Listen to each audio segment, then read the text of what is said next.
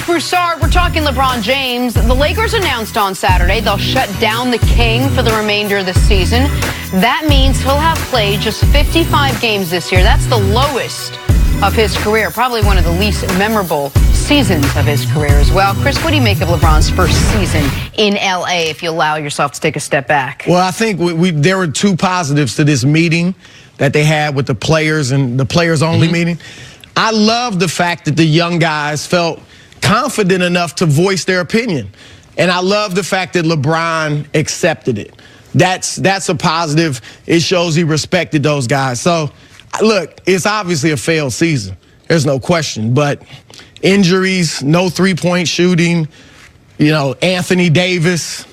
Coaching, all of it. Well, yeah, obviously Luke's going to be gone. So it's a failure. But at best, nobody, I don't think you even thought they were getting to the finals. No. So at best, we knew it was an experimental season. But I thought they would. But I thought they would make progress, and I thought they'd get playoff experience, and I thought we would learn something more about the young guys. And that's the sidebar story too. The LeBron injury and the Anthony Davis stuff and the bad coaching is. What do we know about Lonzo going into year 3 that we didn't know going into year 2? I don't know anything. What do we know? He was a pretty good defender. Right. What do we know about Ingram that we didn't know going into year 4 that we didn't know going into year 3? I'm not sure, except for he has a major health issue, not just an injury, a health issue. What do we know about Kuz that we didn't know going into this year that we do now?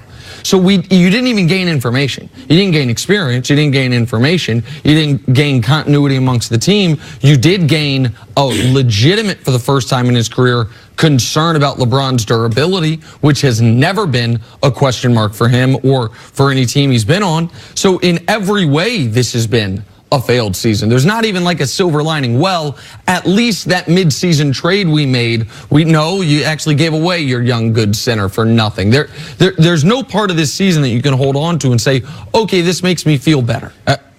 I know you're a LeBron fan, but I've been a fan of Lakers for a long time. And there's some really diehard Lakers fans. I'm going to give them a silver lining. I never thought Luke Walton was a championship coach. Okay. So we got rid of the coach. So at least we can move on. So if we are going to have a parade, I didn't think Luke was going to be up there as the coach of the Lakers. So at least we've moved on to that aspect. And I do believe that the coach they're going to hire will have an influence, because I believe it will be Ty Lue. And Ty Lue has known through the basketball analytics and everything, he knows. Even though in Cleveland, it took them a couple times to be able to get it right, they know the type of players that need to be around LeBron. So even if you say, Pelinka, I don't know if he can do it. Magic, don't know if he can do it. The silver lining is they got rid of the coach. I believe the next coach is going to be Ty Lue, and I know that Ty understands. Now, if they don't have the players, because I know Ty, you know Ty well, it would have been obvious that Rob Pelinka and Magic Johnson are not fit out for this job if they put together a roster like they did, similar to this year's roster. And it's not just that Ty Lue knows the players that need to be around LeBron. He knows the style that a LeBron James team has to play.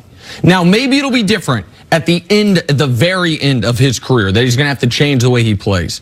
But for the Lakers to be successful next year, you know what LeBron's going to have to be? LeBron, which is ball dominant, run the offense through him. I don't think that. I think it's at this point in his career, I don't think he can. First of all, that will put more wear and tear on him if he's ball dominant. I think they need to talk to LeBron about being more like a traditional small forward. I think he could challenge for the league scoring title as a small forward. He can give you 39 rebounds. He's going to get his 6-7 assists just because he's such a great passer. But have him on the block a little, getting the ball on the elbow, on the wing. I don't think, because it also would make it easier for other players to play around LeBron. Like if you want to go after a Kemba Walker.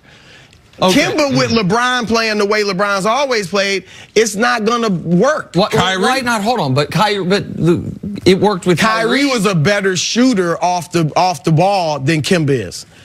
So that's a good point. And Kyrie's a better player. Like they weren't a perfect fit, but Kyrie was so good and LeBron was so good that it could work. Like I don't think at this stage of his career LeBron can be the system and lead a team to a championship. See, and I think that unless they have a total roster renovation this offseason, that you are going to have to rely on LeBron to be the system for one more year. It's going to wear him out at 35 years of age, and you're not going to win. You're not going to beat 5-man teams. He had trouble doing that in his prime. You know, beating 5-man teams that move the ball, guys can shoot. He needs to be more a part of a system. And that would, like I said, guys know their roles more. I don't have to wonder, am I bringing it up? Is LeBron bringing it up? Okay. If I'm a point guard and LeBron's bringing it up now I got to adjust on that possession to something else. So I just think it'd be easier for other guys to fit around. Let's go back to this players-only meeting that they held. Obviously, one of the big issues that was brought up was the body language of LeBron James throughout. There was a specific stretch of the season, and you said he responded pretty well to that. How big of an issue is that? How big of a deal is that? I mean, look, obviously it's bothersome when a guy is, you know, having all that negative body language when you make mistakes. Some of it's going to happen, and some of it should happen, you know, when guys make mistakes sometimes. But it can't happen all of the time. But the problem is when you're no longer winning, it's an issue. We saw it with Michael Jordan. His last year in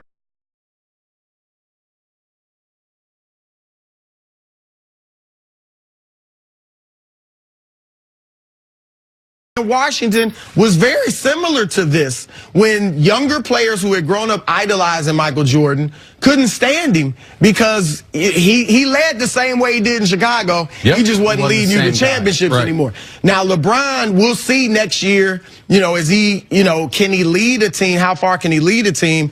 But if you're not going to win, that stuff's going to be an issue. If you're winning, the players just deal with it. And listen, this has been who LeBron is, for good or for bad, his whole career. And I know you've talked to people close to LeBron, as have I, and those people, some of his closest confidants and friends, get on him about this. Right. And have told him. And he says the same thing to them he said to those guys. I know. I got to be better. I'll be better. And for some reason or not, he just can't help himself. Well, sometimes he's moody, and that translates on the court. Right. And so the passive-aggressive or this thing that he does, that is the palms up looking like, how could you do that?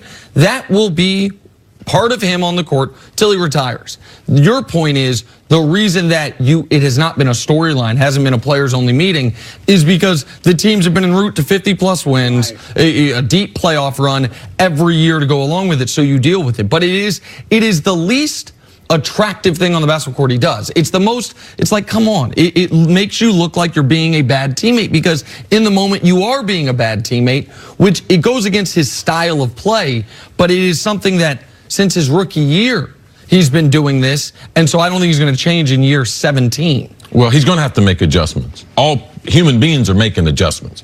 I mean, if he is who he is, if he did listen to him, he will make adjustments, because you're always evolving. And for LeBron to think that, man, from a leadership standpoint, I have it all together. No, and if the Lakers are going to get the best out of him, he's going to need to adjust, because Anthony Davis does not have that type of personality. And they trade for him. That's not what he is signed up to see in LeBron's face. Kawhi is not trying to have it. Kyrie Irving, that's one of the reasons why he left Cleveland. So, LeBron, you need to play with other guys. I know you're the only child and everything, and only children can be special in their own little way.